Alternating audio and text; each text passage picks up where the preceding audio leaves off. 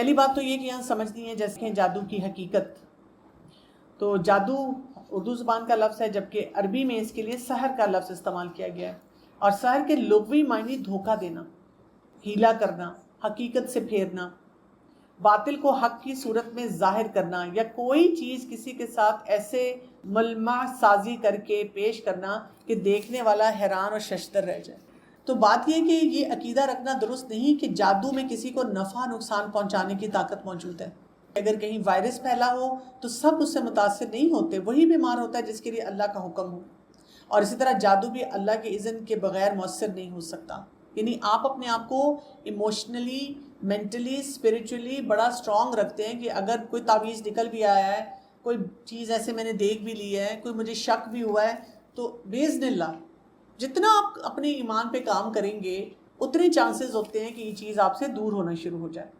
جادو ہے کیا؟ جادو ایسے الفاظ اور دم کا نام ہے جس کا لکھ کر یا پڑھ کر ہوا یا گروہ میں پھونکنے سے مطلوبہ شخص کے بدن، دل، عقل یا معمولات زندگی پر منفی اثر ہوتا ہے. جیسے آپ دیکھیں فزیکل چوٹ کسی کو لگتی ہے جب ہم ہٹ کرتے ہیں، اسی طرح ایک روح کو چوٹ لگتی ہے اور وہ الفاظ کے ذریعے لگتی ہے. آپ دیکھیں کبھی کبھی آپ کہیں بیٹھے ہوئے ہیں نا اور کوئی آپ کو دیکھ رہا ہے دور سے، بہت رش ہے، آپ کی ایک دم اس پہ نظر پڑے گی، آپ کے نوٹس میں آئے گا کہ کوئی شخص مجھے دیکھ رہا ہے. ایون آپ کسی کو دیکھ رہے ہو، بے خیالی میں دیکھ رہے ہو، اور وہ فوراً آپ کو دیکھتا ہے مڑ کے، اور آپ پھر امبیرس ہو کے تو دیکھنا شروع کر دیتے ہیں. رسول اللہ صلی اللہ علیہ وسلم نے فرمایا یقیناً بعض بیان جادو جیسا اثر رکھتے ہیں. سیدنا ابو ہریرہ رضی اللہ عنہ سے روایت ہے کہ بے شک اللہ کے نبی صلی اللہ علیہ وسلم نے فرمایا جب اللہ سبحانہ و تعالیٰ آسمان پر کسی بات کا فیصلہ کرتے ہیں تو فرشتے اللہ کے فیصلے کو سن کر جھکتے ہوئے عاجزی سے اپنے بازو پھڑپھڑاتے ہیں. وہ آپس میں پوچھتے ہیں کہ تمہارے رب نے کیا فرمایا؟ وہ کہتے ہیں کہ حق بات کا حکم دیا اور بلند و برتر ہے. پھر اسی کی یہی گفتگو چوری چھپے سننے والے شیاطین سن لیتے ہیں. پھر وہ شیاطین کو ایک ایسا کلمہ سن کر اپنے نیچے والوں کو بتاتے ہیں. اسی طرح وہ کلمہ ساحر یا کاہن تک پہنچتا ہے. کبھی تو ایسا ہوتا ہے کہ اس سے پہلے وہ یہ کلمہ اپنے سے نیچے والوں کو بتائے آگ کا گولا انہیں آگ دبوچتا ہے. اور کبھی ایسا ہوتا ہے کہ جب وہ بتا لیتے ہیں تو آگ کا انگارہ ان پر آ پڑتا ہے. اس کے بعد کاہن اس میں 100 جھوٹ ملا کر لوگوں سے بیان کرتا ہے. پھر یہ بات کہی جاتی ہے کہ دیکھا اس کاہن نے فلاں دن یہ بات نہیں کہی تھی. اسی ایک کلمے کی وجہ سے جسے آسمان پر شیاطین نے سنا تھا لوگ کاہنوں اور ساحروں کی بات کو سچا ماننا شروع کر دیتے ہیں. پروسیس سمجھ آ گیا آپ کو سارا؟ اور جادوگر کیا کرتے ہیں؟ حرام کاموں کا ارتکاب کر کے اس کے بدلے میں شیاطین سے مدد لیتے ہیں. بہت سے غلط کام کرتے ہیں، شیاطین ان سے کام کرواتے ہیں، پھر وہ ان کے موکل بنتے ہیں، پھر وہ اوپر جاتے ہیں جب اللہ تعالیٰ کی طرف سے فیصلے آ رہے ہوتے ہیں، اور پھر وہ کھوج لگانے کی کوشش کرتے ہیں. اکثر ان کو زیادہ کھوج نہیں ملتی، ایک جملہ، ایک سینٹنس، کبھی کوئی بات وہ اس کو لا کر بتاتے ہیں. اس لیے آپ دیکھیں جو لوگ جادوگروں کے پاس جاتے ہیں، پامس کے پاس جاتے ہیں، ٹیرو کارڈ اور طرح طرح کی چیزیں، تو اس میں 2 باتیں سچی ہوں گی، 15 باتیں جھوٹی ہوں گی، لیکن ہمارا ان 2 باتوں کی وجہ سے بڑا یقین ہو جائے گا اور ہم کہیں گے دیکھو انہوں نے تو بالکل صحیح بات بتائی، کل میں یہی کام کر رہی تھی اور میں تو یہیں پہ تھی اور یہی کچھ ہو رہا تھا میری زندگی میں. جادو کی اقسام: ایک عام جادو ہے، یہ تعویذ کے ذریعے یا جنتر منتر پڑھ کر کیا جاتا ہے. اور ایک کالا جادو ہے، اس میں نجاست سے آیات قرآنی لکھی جاتی ہیں یا آیات قرآنی کو الٹا لکھا جاتا ہے اور دیگر حرام کام کیے جاتے ہیں. یہ ایک سخت قسم کا جادو ہے. اور پھر اس میں جیسے لوگوں کے درمیان جدائی ڈالنا، محبتیں ڈالنا، یہ حرام محبتیں بھی جتنی ہیں، وہم اور دماغ کو مفلوج کر دینا، کاہلی اور سستی بہت زیادہ ہونا، پینک اٹیک ہونا. اچھا یہ مرگی جیسا مرض جو ہوتا ہے وہ بھی اس میں آ جاتا ہے. پھر یہ کہ فیمیل کے جو منتھلی سائیکل ہے اس کے جو بہت بڑے بڑے چیلنجز ہوتے ہیں یہ بھی کہا جاتا ہے کہ اس کی وجہ سے زیادہ ہوتے ہیں. اکثر لوگ جو مجھ سے پوچھتے ہیں ایسے معاملات میں کہ ہم پھر کنفیوز ہیں کیا کریں، روحانی علاج کرائیں یا جسمانی علاج کرائیں، تو میں کہتی ہوں دونوں میں کوئی مسئلہ نہیں ہے. جسمانی علاج بھی کرائیں، ڈاکٹر کو بھی دکھائیں، لیکن روحانی علاج نہ چھوڑیں، وہ ٹکراتا نہیں ہے اس سے. اور پھر ڈاکٹر کو نہ اتنا بتائیں. ہم ڈاکٹرز کو جا جا کے بتاتے ہیں کہ وہ جی میں گئی تھی، میں نے رقیہ پڑھا تھا، پھر میں نے تسبیحات بھی پڑھی، تو ڈاکٹر آپ کا مذاق اڑانا شروع کر دیتے ہیں کیونکہ ان کو خود نہیں پتا ہوتا اس بات کا. تو آپ پڑھتے رہیں اپنی دعائیں، آپ رقیہ پڑھیں، آپ صبح شام کی دعائیں پڑھیں. جادو کی وجوہات کیا ہیں؟ دشمنی یا حسد ہوگا. اسی لیے دیکھیں ان ایریاز پہ کام کرنے کی ضرورت ہے. اب جو ہم بنی اسرائیل کی بھی بات پڑھ رہے ہیں نا، تو انہوں نے اپنے کلام پہ کام نہیں کیا، اللہ کے آگے نہیں جھکے، اپنے وعدے پورے نہیں کیے، اسی لیے تو یہ خرابیاں آئیں. جب یہ خرابیاں آئیں اور پھر انہوں نے اللہ کے کلام کو پیچھے پھینکا تو بس پھر غلط کام کیے. ہماری سوسائٹی میں بھی جو اتنا یہ شر پھیل چکا ہوا ہے اسی وجہ سے ہے کہ ہم نے رشتوں کو رکاوٹیں سمجھ لیا، ان کو نبھانا نہیں سیکھا. ٹھیک ہے، پھر اولاد کی بندش کرنا، کاروبار میں بندش کرنا، کسی کی تعلیم میں رکاوٹ ڈالنا، پھر انسانی تعلقات میں خرابی پیدا کرنا کہ میاں بیوی میں لڑائی ہو، والدین اور بچوں میں ناچاکی ہو، لوگوں میں فساد پڑے، کسی بھی قسم کا وہ ہو سکتا ہے. اور آپ دیکھیں رسول اللہ صلی اللہ علیہ وسلم نے فرمایا ہلاک کرنے والی چیزوں سے بچو، جن میں اللہ کے ساتھ شرک کرنا اور جادو. اچھا، پھر جادو کی علامات ہمیں پتہ ہونی چاہیے. بیسیکلی یہ جو علامات ہوتی ہیں نا یہ کسی سبب کے بغیر ہوتی ہیں. مثلاً کوئی آپ کا پراپر ڈائگنوسس نہیں ہے، اور یہ بڑی یونیک قسم کی باتیں ہوتی ہیں، جیسے سستی، گھبراہٹ اور خاموشی اور تنہائی کی عادت ہو جانا. ذہنی انتشار کی کیفیت جو بڑھتی چلی جا رہی ہے. ایک ہوتا ہے کہ آپ کے گھر میں کوئی بڑا مسئلہ چل رہا ہے، اس کی وجہ سے ذہنی انتشار ہے، تو ظاہر ہے پھر آپ نے اس مسئلے کو حل کرنا ہے. ہاں، اس میں بھی آپ یہ ضرور ذہن میں رکھیں کہ کوئی جادو کر سکتا ہے اور میں نے نا اپنا روحانی علاج رکھنا ہے، وہ کرنا ہے آپ نے. کیونکہ دیکھیں نا ہم نے بھی پڑھا ہے کہ آیت میں کہ وہ میاں بیوی کے درمیان وہ جھگڑا ڈلواتے ہیں. لیکن اگر آپ کو لگتا ہے کہ کوئی اور مسئلہ ہے، کوئی کانفلکٹ ہے، تو ظاہر ہے اس کو بھی حل کر دیں. بے چینی کی کیفیت، لیکن جگہ بدلتے یا فاقہ ہو جاتا ہے، مزاج میں حد سے زیادہ چڑچڑا پن، کسی کام میں دل نہ لگنا، نماز روزہ اور دیگر عبادات سے دل اکتا جانا، جسم کے کسی حصے میں بلا وجہ درد ہونا. اتنی دردیں ہونا آپ کے میں کھانا بھی ٹھیک کرتی ہوں، میری ہائٹ ویٹ بھی ٹھیک ہے. ایک تو ہوتا ہے نا آپ کہتے ہیں جی میں کھاتی کچھ نہیں، انیمک ہوں، پھر تو ظاہرہ درد ہوگی، پھر تو انیمیا پہلے ٹھیک کریں. یا میرا کیلشیم بہت لو آیا ہے، پھر تو پہلے کیلشیم ٹھیک کریں. یا یہ کہ میں ریسٹ ہی نہیں کرتی، کیلولا نہیں کرتی، رات کو صحیح نہیں سوتی، میرا بلڈ پریشر زیادہ ہے. یہ تو بیماری ہے نا، اس میں آپ پیرانوائڈ نہیں ہو سکتے نا، آپ کو بڑا لاجیکلی چلنا ہے. لیکن یہ کہ کچھ بھی نہیں ہے لیکن دردیں بہت ہوتی ہیں مجھے. بغیر کسی بیماری اور ظاہری علامات کے سر چکرانا. آپ کہتے ہیں میں نے MRI تک کرا لیا، اتنے ٹیسٹ کرائیں لیکن آرام ہی نہیں آ رہا، تو یہ ہو سکتا ہے. بعض اوقات دورے کی کیفیت کے دوران گردن کا ٹیڑھا ہونا، ڈراؤنے خواب آنا، پھر گھر والے، دوست، احباب اور رشتہ داروں سے معاملات بلا سبب خراب رہنا. آپ کہتے ہیں پتہ نہیں میں تو اتنی معافیاں بھی مانگ لی ہیں، مسئلے ہی نہیں حل ہو رہے، پتہ نہیں کیوں لوگ ناراض رہتے ہیں، پھر بھی وہ اتنے اچھے ہمارے تعلقات تھے، پتہ نہیں کیا ہو گیا. تو بس ہو سکتا ہے کسی نے کوئی حسد کی وجہ سے ایسا کام کیا ہو. تو آپ کیا کریں، اپنی دعاؤں پہ فوکس کریں. پھر غیر معمولی واقعات پیش آنا، خون کے چھینٹے گرنا، پھر طے شدہ کپڑوں کو کٹا ہوا پانا. ایک ہوتا ہے کہ ویسے آپ کا کپڑا جیسے کہیں سے چھت جاتا ہے، وہ اور چیز ہے، لیکن باقاعدہ کٹے ہوئے ہوتے ہیں کپڑے، آپ نے بڑے اچھی طرح رکھے، کوئی ریزن ہی نہیں تھا کہ وہ کپڑا کٹا ہوا ہوتا، تو آپ کو ایسے ملے. خاوند یا بیوی کو ایک دوسرے میں کشش محسوس نہ ہونا، فریقین کے درمیان بلا وجہ شکوک و شبہات کا پیدا ہونا، خاوند یا بیوی کو دوسرے فریق کا بدصورت دکھائی دینا. آج کل اس طرح کے کیسز کچھ میرے پاس آئے ہیں کہ جی ایک بچی تھی، وہ مجھے کہتی کہ میرے ہسبینڈ جب میرے پاس آتے ہیں مجھے بہت بدبو آتی ہے ان سے، جب میں گھر والوں کو بتاتی ہوں تو ان کو نہیں محسوس ہوتا، وہ کہتے ہیں کوئی بھی نہیں ہے، ٹھیک ہے، مجھے سخت بدبو آتی ہے ان سے. تو ظاہر ہے پھر وہ اپنا علاج کروائے گی روحانی.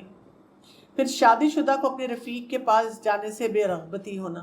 میں نے ایک دفعہ کسی ایکسپرٹ کے ساتھ، ڈاکٹر کے ساتھ میں بیٹھی بات کری تھی، تو ہم یہ جادو کی بات کر رہے تھے. تو میں نے جب ان کو کہا کہ ایپیلیپٹک اٹیکس جو ہوتے ہیں، فٹس وغیرہ جو ہوتے ہیں، اس میں ایک قسم جو ہے وہ جنات کی وجہ سے ہوتی ہے، تو انہوں نے کہا نہیں یہ کیسے ہو سکتا ہے، اس کا تو وہی انہوں نے سارا سائنٹیفک بنیاد بتانی شروع کی. میں نے کہا دیکھیں ہم نے ہمیشہ پڑھا ہے، ہم جب اپنی کتابوں میں پڑھتے تھے ایپیلیپسی، اس میں کچھ پرسنٹیج وہ کہتے ہیں ان نون ایٹیولوجی، کہ جی ہمیں اس کا ریزن نہیں پتا. ہم جتنی بیماریاں میڈیکلی پڑھتے ہیں ان میں سے کئی بیماریوں کے ساتھ ہم یہ کہتے ہیں، جس میں عام پبلک یہ کہتی ہے نا پتہ نہیں ڈاکٹر کو سمجھ ہی نہیں آ رہی. نہیں، ڈاکٹر کو تو سمجھ آ رہی ہوتی ہے لیکن سائنس ابھی وہاں تک نہیں پہنچی، کیونکہ سائنس اور دین کو ہم نے الگ کر لیا ہے. اگر ملائیں گے نا تو پھر مزہ آئے گا. میں نے ان کو یہ کہا، میں نے کہا تو وہ تو ان نون ایٹیولوجی کو آپ کیسے ایکسپلین کریں گے، کیا پتہ وہ جادو کی وجہ سے ہو، جنات کی وجہ سے ہو. اسی طرح ایک دفعہ کسی سائیکالوجسٹ نے مجھے کہا کہ ڈاکٹر کمل کیا آپ واقعی بلیو کرتی ہیں کہ کوئی جن پوزیشن ہوتی ہے؟ میں نے کہا ہاں، اس لیے کہ قرآن اور حدیث میں بتایا گیا ہے، تو میں مانتی ہوں. کہ آپ سائنٹیفک ہو کے، ڈاکٹر ہو کے یہ بات مانتی ہیں؟ میں نے کہا میں بالکل مانتی ہوں. تو انہوں نے کہا مذاق کے طریقے سے کہا کہ کوئی بھی اگر آپ کو ایسا نظر آئے نا ہمارے پاس بھیجیے گا، ہم سارے جن نکال لیتے ہیں. میں نے کہا نہیں، آپ بہت سے جن نکال نہیں پاتے. آپ ظاہر ہے کوئی اسکیزوفرینیا ہوگا تو اس کو آپ ٹھیک کر لیں گے، ڈپریشن ہوگا اس کو ٹھیک کر لیں گے، کسی کو سائیکوسس ہے آپ اس کو ٹھیک کر لیں گے، لیکن جن لوگوں کے واقعی جنات ہوتے ہیں وہ پھر آپ کے پاس نہیں آتے، وہ پھر کسی عالم دین کے پاس جاتے ہیں.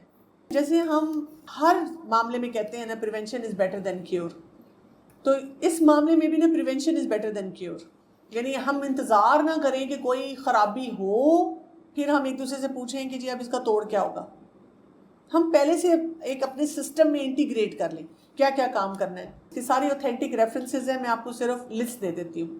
جیسے آپ نے طہارت اور وضو کا اہتمام کرنا ہے، باوضو رہیں، بچوں کو بھی عادت ڈالیں طہارت، باتھ روم کو صاف رکھنا، گھر کو صاف رکھنا. اپنے بچوں کو بھی بتایا کریں. ہم اکثر بچوں کو میسج کیا دیتے ہیں، لوگ کیا کہیں گے، کوئی دیکھ لے گا تو کیا کہے گا، یہ کیسا بچہ ہے میرا. ان کو بتائیں کہ اس کی جنرلی کیوں ضرورت ہے ہمیں. پھر عبادات کی پابندی کریں، اور اس میں وہی بات آ جاتی ہے کہ آپ کتنے کنسسٹنٹ ہیں، اپنے آپ کو کنسسٹنٹ بنائیں. اور اس کا بڑا آسان نسخہ ہوتا ہے کہ رات کو سونے سے پہلے اگلے دن کے پلان میں ہر چیز شامل کر لیا کریں. مثلاً اگر میں نے بازار بھی جانا ہے تو میری نماز افیکٹ ہوگی، تو میں نماز کہاں پڑھ سکتی ہوں، یا نماز پڑھ کے جاؤں، یا کسی اور موقع پہ اس کام کو دیکھوں. ٹھیک ہے نا. اسی طرح کنسسٹنسی آئے گی نا. ہم بازار جا کے پھر ایک دم کہتے ہیں عجیب ہے پاکستان، یہ مسلمان ملک ہے، یا انہوں نے وضو کی جگہ نہیں رکھی، یا انہوں نے نماز کی جگہ نہیں رکھی، تو ہم خود ان پلانڈ نکلے ہوتے ہیں. اور اسلام آباد میں رہتے ہوئے تو بہت سی مساجد ہیں جہاں پہ جگہ ہوتی ہے، آپ بازار جاتے جاتے وہاں رک کے نماز پڑھ سکتے ہیں.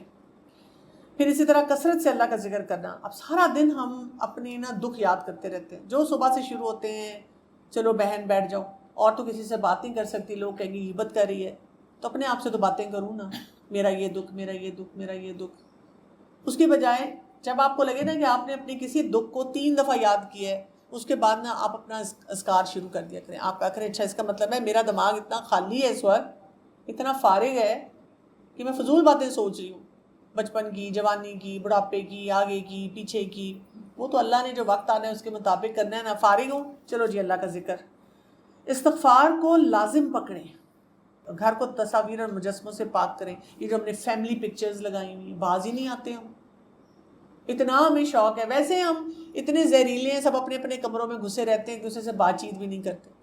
اور ایک دم فیملی فوٹو کھنچوا کے وہاں لگائی ہوئی ہے، یہ میرا بڑا بیٹا، یہ چھوٹا بیٹا، یہ بہو، یہ فلاں، یہ فلاں، یہ امی جی، ابو جی. ان سے بات ہی نہیں ہو رہی ویسے، لیکن لوگوں کو دکھانے کے لیے ہم نے پکچرز لگائی ہوئی. دنیا میں جہاں ہم ٹریول کرتے ہیں مجسمے اٹھا اٹھا کے لاتے ہیں اور ان کو رکھتے ہیں، گھروں میں سجاتے ہیں ڈیکوریشن کے نام پہ. گھر میں کتا پالنے کی ممانعت، اس میں ہمیں یہ پتہ ہونا چاہیے کہ حفاظت کے لیے کتا آپ رکھتے ہیں، لیکن وہ باہر ہوتا ہے، جیسے کھیتوں میں ہوگا، باہر لان میں ہوگا. وہ اندر ایک کیوٹ سا پپی نہیں ہوگا جس کو آپ گود میں بٹھا رہے ہیں. کہ ایون کوئی بڑا کتا بھی ہے اور وہ اندر باہر پھر رہا ہے اور آپ جناب اس کے ساتھ چپکے ہوئے ہر وقت. میں کچھ ایسی فیملیز کو جانتی ہوں جن میں مرد حضرات اپنی بیوی بچوں کو ٹائم نہیں دیتے، کتے کے ساتھ پھرتے رہتے ہیں سارا دن. حرام کاموں اور حرام کمائی سے بچنا. علم نجوم سے لا تعلقی. پتہ ہے کیا، میں مطلب ویسے نہیں بلیو کرتی اس پہ، لیکن آپ کا ڈیٹ آف برتھ کیا ہے؟ میں ذرا اسٹار سائن آپ کا دیکھنا چاہ رہی تھی. وہ آپ کون سے منتھ کی پیدائش ہیں؟ اچھا آپ نا پھر یہ والا سٹون یوز کریں، یہ آپ کے لیے بڑا لکی ہوگا. میں مانتی ہی نہیں ہوں ویسے ان چیزوں کو. یہ ہوتا ہے علم نجوم سے لا تعلقی، آپ کو فرق ہی نہیں پڑتا. مسنون اذکار کا اہتمام کرنا، صبح شام کی دعائیں ریگولرلی پڑھنا. اس میں بھی ہم بہت سستی کر جاتے ہیں، تو عادت بنا لیں. تحلیل پڑھنا کیا ہے؟ لا الہ الا اللہ وحدہ لا شریک لہ لہ الملک ولہ الحمد وہو علی کل شیء قدیر. اس کے بارے میں کیا آتا ہے؟ رسول اللہ صلی اللہ علیہ وسلم نے فرمایا جو شخص دن میں 100 مرتبہ اس کلمے کو پڑھے گا تو اسے 10 غلام آزاد کرنے کے برابر ثواب ملے گا. 100 نیکیاں اس کے اعمال میں لکھ دی جائیں گی اور 100 برائیاں اس سے مٹا دی جائیں گی. اور اس روز یہ دعا شیطان سے اس کی حفاظت کرتی رہے گی حتیٰ کہ شام ہو جائے. اور اگر کوئی شخص اس سے بہتر عمل لے کر نہ آئے گا مگر جو اس سے بھی زیادہ مرتبہ یہ کلمہ پڑھے گا. سارا دن ہم یہ روتے رہتے ہیں بڑی گناہگار، مجھے بڑی شرم آ رہی ہے اللہ سے. تو یہ تسبیح پڑھ لینا 100 دفعہ، 100 دفعہ صبح پڑھیں، 100 دفعہ شام کو پڑھیں. واک کرتے ہوئے پڑھ لیں، کچن میں کھانا بناتے ہوئے پڑھ لیں. جو ہم سارا دن کہتے رہتے ہو فلاں اتنی ٹریفک، توبہ. تو ٹریفک میں پڑھتے جائیں، خوش ہوں ٹریفک کے راستے میں مجھے موقع مل رہا ہے کہ میں یہ پڑھ رہی ہوں، کیونکہ گاڑی میں اور کوئی کام نہیں کر سکتی، بجائے اس کے کہ فضول کی ریلز اور ٹک ٹاک اور فضول چیزیں ہم دیکھیں. اللہ تعالیٰ کی پناہ طلب کرتے رہنا. اسی طرح سے عقائد میں شیطانی وسوسوں سے تحفظ پڑھنا. نماز کے دوران اگر کوئی ایسی بات ہو تو شیطانی خیالات ہیں، وسوسوں سے کیسے ان سے بچنا. تلاوت قرآن سے پہلے تحفظ پڑھنا. یعنی اعوذ باللہ من الشیطان الرجیم پڑھنا. اچھا, بیت الخلاء میں داخل ہوتے وقت دعائیں پڑھنا, اس سے نکلتے وقت دعائیں پڑھنا, کیونکہ باتھ روم جو ہے نا, ہم نے ڈرائنگ روم جتنے برابر نہ ڈیکوریٹ کر لیے, اتنے خوبصورت باتھ روم, اور پھر اس میں جو فٹنگز ہیں یا اللہ ان کو تو استعمال کرنا ہی نہیں آتا. میں تو کہتی ہوں آدھا گھنٹہ تو مجھے اسی میں لگ جاتا ہے کہ اس کو کھولنا کدھر سے ہے ٹیپ کو. بیسن ایسا ہے کہ اس میں آپ پاؤں رکھ کے وضو نہیں کر سکتے, وہ اتنا اونچا بنا ہوا ہے, اتنا ڈیکوریٹو ہے, آپ کہتے ہیں ٹوٹ نہ جائے, ڈیلیکیٹ ہے اتنا. ہائیلی امپریکٹیکل کام جو ہے نا ہم کرتے ہیں, اور لاکھوں کروڑوں روپیہ اس پہ ضائع کریں. سادہ سا باتھ روم ہونا چاہیے, آپ جائیں اپنی ضرورت حاجت پوری کریں اور باہر نکل آئیں. پھر لباس پہنتے ہوئے دعا پڑھنا, گھر میں داخل ہوتے ہوئے, گھر سے باہر جاتے ہوئے دعا پڑھنا, غصے کے وقت میں اپنے آپ کو مینیج کرنا, پھر حق زوجیت کے وقت جو ہے دعائیں پڑھنا, اور کسی جگہ پڑاؤ کریں تو وہاں پہ دعائیں پڑھنا. آیت الکرسی اس کا اہتمام بہت زیادہ کرنا, سورہ البقرہ پڑھنا, معوذتین پڑھنا, رات کو سونے سے پہلے سورہ البقرہ کی آخری 2 آیات پڑھنا, پھر سورہ الفاتحہ سے دم کرنا, جمعے کے دن سورہ الکہف پڑھنا, سونے سے پہلے سورہ الملک, سجدہ, بنی اسرائیل, الزمر پڑھنا. کتنے کام ہیں آپ کے پاس؟ آپ کے پاس تو ٹائم ہی نہیں ہے کہ آپ بریانی, نہاری, پلاؤ اور نئی نئی ریسیپیز بنائیں, سارا دن مارکیٹس میں پھریں. آپ کو تو اپنی پروٹیکشن کے لیے بہت سارا کام کرنا ہے, پرائرٹی نہیں نہ رہی. ہم نے بھی یہی کام کیا, نبذ فریقم, پیچھے پھینک دیا. جو کرنے کے کام ہیں وہ سب ہم نے چھوڑے ہوئے. یہ تو پریونشن میں نے آپ کو بتائی ہے. ہر وقت الرٹ رہیں. دشمن آپ دیکھیں نا, جیسے کوئی خاندان میں دشمن ہو تو ہم کیا کرتے ہیں, ٹو میں رہتے ہیں اس کا سوشل میڈیا بھی دیکھتے ہیں, اپنے رشتہ داروں سے بھی پوچھتے ہیں کیا کر رہی تھی, کہاں جا رہی تھی, کیوں آ رہی تھی, فلاں کیوں آیا تھا. ایک محلے میں اگر رشتہ دار ہو نا تو ہم بچوں کی ڈیوٹی لگاتے ہیں, جاؤ ذرا دیکھ کے آؤ ان کے گھر میں کیا ہوا ہے, وہ پیکٹس میں کیا ہے, فریج بھی ذرا کھول کے بہانے سے دیکھنا, بیٹا کہنا پانی پینا ہے میں خود ڈالوں گا, دیکھنا فریج میں کتنا پھل ہے. اس حد تک چیکنگ کرتے ہیں لوگ. اپنے پر کام کر لیں تو زندگی آسان نہ ہو جائے, پروٹیکشن اپنی کر لیں صحیح طرح سے. آپ دیکھیں گھر ہم بناتے ہیں, جتنا بڑا گھر ہو ہم اس کی پروٹیکشن کے لیے اتنی تیاری کرتے ہیں, یعنی کون کون سے سسٹمز انسٹال کرتے ہیں, پھر کون کون سی سروسز ہائر کرتے ہیں. تو اللہ تعالیٰ نے جو بتا دیا کہ دشمن ہے, عدو مبین ہے, اور پھر شیاطین کیسے پیچھے لگے ہوئے ہیں, اور پھر اس نے اپنے ایئرلائنز بنائے ہوئے ہیں لوگ, تو ہم ان کے لیے کچھ بھی نہیں کرتے. لیکن یہ ہمارا بڑا رونا ہے کہ نظر بندی ہوئی ہے, کوئی مشکل آئی ہوئی ہے, سمجھ نہیں آ رہی کرنا کیا ہے. تو یہ کام دیکھ لیں کیا کیا کرنا ہے. تو جادو کا علاج, اگر ہو گیا جادو تو کیا کرنا. پہلی بات تو یہ یاد رکھنی ہے جو رسول اللہ صلی اللہ علیہ وسلم نے فرمائی, ہر بیماری کے لیے دعا ہے. پھر جب کسی مریض کو صحیح طریقے پر بیماری کی دعا پہنچتی ہے تو اللہ تعالیٰ کے حکم سے وہ تندرست ہو جاتا ہے. اچھا, اب جیسے دیکھیں میڈیکلی ہم کسی کو چیک کرانے جاتے ہیں, ہم کتنا چیک کرتے ہیں کہ وہ صحیح معالج ہے کہ نہیں. ڈگریاں بھی چیک کرتے ہیں, اس کا پورا ٹریک ریکڈ لیتے ہیں. اب تو آپ گوگل کر کے بھی پڑھتے ہیں کہاں سے پڑھا ہوا ہے, کتنا لائک ہے, کیا آتا ہے اس کو. دنیا جہان میں ہر جگہ سی وی پریزنٹ کی جاتی ہے. لیکن جب ہم نے فرض کرے جادو کے لیے کسی کے پاس جانا ہے, پہلے تو ہم نے پریونشن ہی نہیں کی, پھر اگر جانا ہے جو مرضی ہمیں بتا دے, ہم نے چیک اینڈ بیلنس کے بغیر گئے. دیکھیں اگر آپ غلط شخص کے پاس چلے گئے کفر ہو جائے گا. جی, کیونکہ آپ پریشان ہیں, آپ آلریڈی لاسٹ ہیں. آپ پہ جادو جب ہوا ہے تو اس کا مطلب ہے کہ آپ نے بہت سارے راستے کھلے چھوڑے ہوئے تھے, آپ اپنی دعاؤں پہ اور اپنے کاموں کی پابندی نہیں کر رہے تھے. پھر آپ پریشان ہیں. جب آپ پریشان ہیں تو اب آپ معالج جو ہے نا اس کو جاننا بہت ضروری ہے. اب آپ یہاں دیکھیں جو اوتھینٹک معالج ہیں ان کی خصوصیات بتائی جا رہی. معالج خود دین کے احکامات کا پابند ہو, اللہ تعالیٰ کے نام اور کلام سے علاج کرے. آپ کو سمجھ آنی چاہیے کہ وہ کیا بول رہا ہے. دم عربی زبان میں ہو یا ایسی زبان میں جس کے معنی آپ کو سمجھ آئیں. دم میں شرکی الفاظ نہ ہو. رسول اللہ صلی اللہ علیہ وسلم نے فرمایا اس دم میں کوئی حرج نہیں جس میں شرک نہ ہو. علاج کرتے ہوئے یہ عقیدہ ہونا چاہیے کہ شفا اللہ تعالیٰ کی طرف سے ہو. اچھا, یہ جان لیں کہ جو انوتھینٹک معالج ہے اس کی کیا کوالٹیز ہیں. معالج مریض سے اس کی ماں کا نام پوچھے گا. ماں کا نام پوچھا آپ کے السلام علیکم, فوراً اٹھے اور بھاگے, اس سے فردر بات ہی نہیں کرنی. دوسرا, اس کے کپڑوں میں سے کوئی کپڑا منگوائے انوتھینٹک. کبھی کوئی جانور طلب کرے اسے بسم اللہ پڑھے بغیر ذبح کرے, اس کا خون مریض کے جسم پر ملے اور جانور کو غیر آباد جگہ پھینکوا دے. ایسے منتر پڑھے جو کسی کی سمجھ میں نہ آئے. مریض کو لٹکانے یا پینے کی ایسا تعویذ دے جس میں مربع کی شکل کے ڈبے بنے ہوئے ہیں اور ان ڈبوں میں چند حروف یا نمبر لکھے ہوئے ہیں جو سمجھ میں نہ آئیں. یہ ہم نے دیکھے ہوئے آن لائن بہت دیکھے ہوئے. پکی ہوئی مٹی کی پلیٹ میں نہ سمجھ میں آنے والے چند حروف لکھ کر دے اور اس برتن میں پانی پینے کا حکم دے.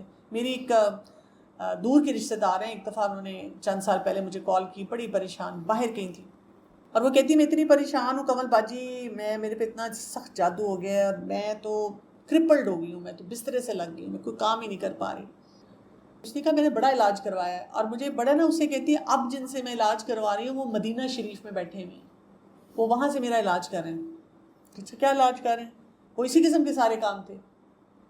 کوئی دھاگا دیا ہوا ہے اور اس پہ کچھ پڑا ہوا ہے اور وہ پانی میں یا تیل میں ڈالا ہوا ہے. پھر کوئی نا بہت بڑی بڑی سیخیں تھیں جو اپنے گھر کے چاروں طرف تم گاڑ دو, اور پھر اس کے بعد یہ تعویذ فلاں فلاں جگہ پہ دفنا دو.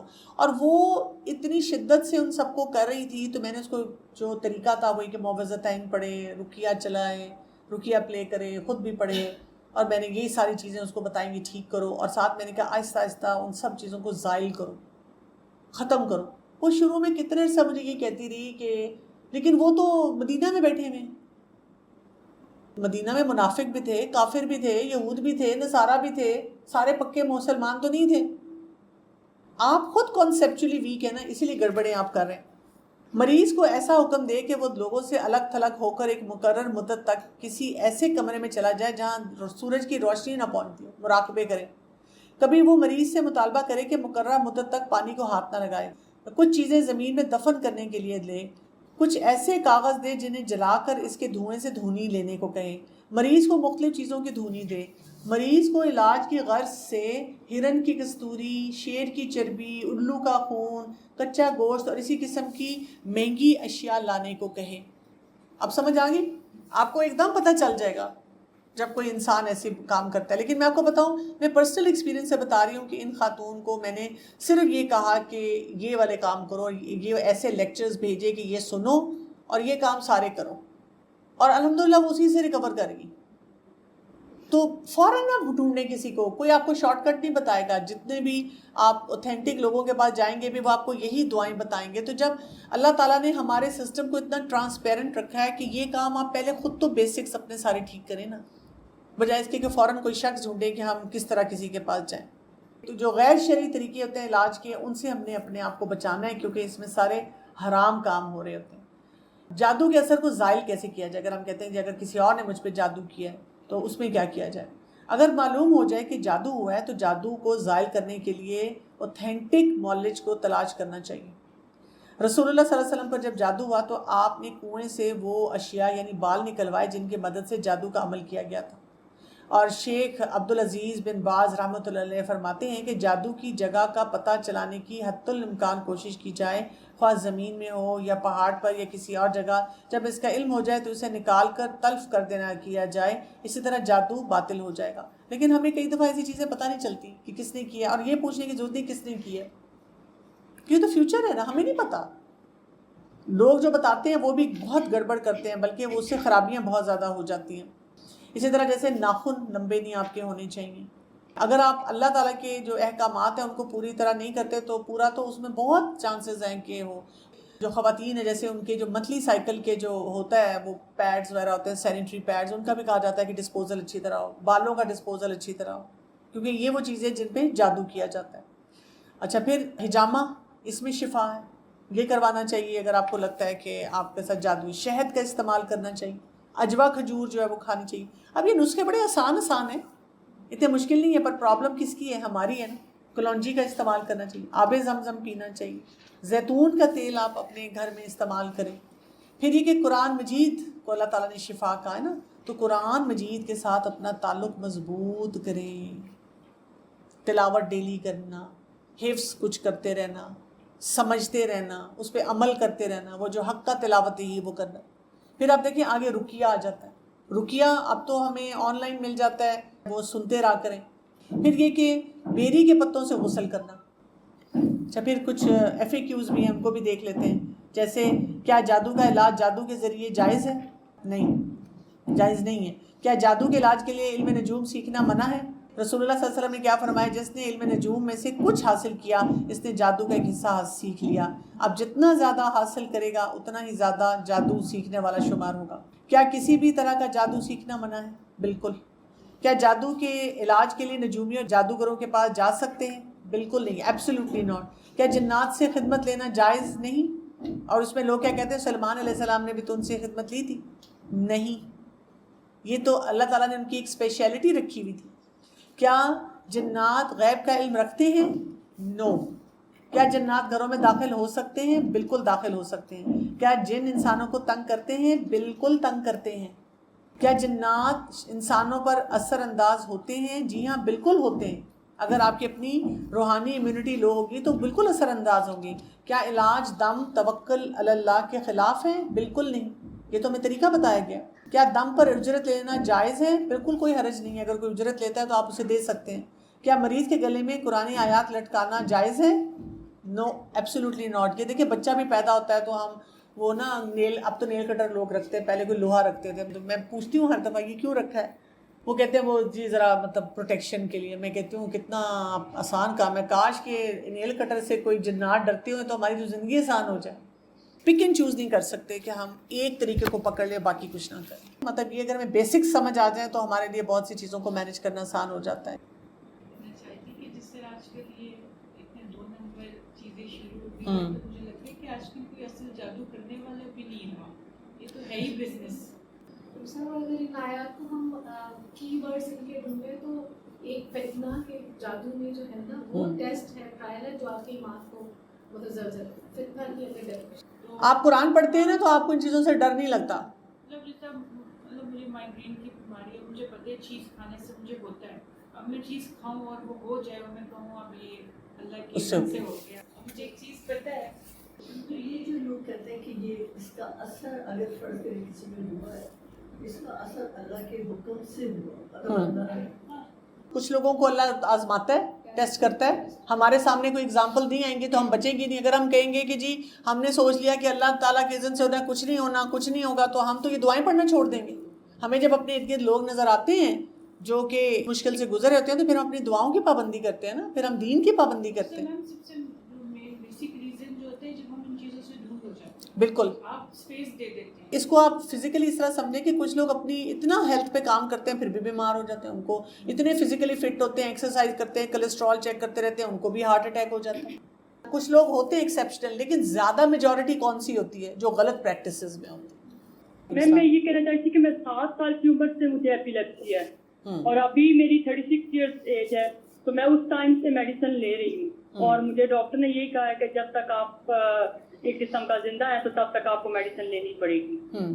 آپ نے میڈیکلی چیک کرایا ہوا ہے اور آپ کی جب آپ میڈیسن لیتی ہیں تو آپ کو آرام آ جاتا ہے، آپ ٹھیک رہتی ہیں نا، تو اس کا تو مطلب یہی ہے نا کہ پھر آپ کو یہ بیماری کی شکل ہے نا. باقی آپ اپنی دعاؤں کا ضرور اہتمام کریں جتنی آج ہم نے ڈسکس کی ہیں، تاکہ اگر کوئی اثر کہیں سے آیا ہوا ہے تو وہ بھی زائل ہو جائے، لیکن آپ کی بیماری ٹھیک ہوگی. کچھ لوگ ہمارے پاس آتے ہیں جو کہ ادویات بھی لے رہے ہوتے ہیں لیکن ان کے وہ جو فٹس ہیں وہ ٹھیک نہیں ہوتے اور وہ ملٹیپل میڈیکیشن لے کے بھی نہیں ٹھیک ہوتے. ایسی صورت میں ضرور سوچنا چاہیے کہ جی یہ کہیں اور کوئی مسئلہ نہ ہو. سبحانک اللہم و بحمدک اشہد ان لا الہ الا انت استغفرک و اتوب الیک. السلام علیکم و رحمۃ اللہ وبرکاتہ.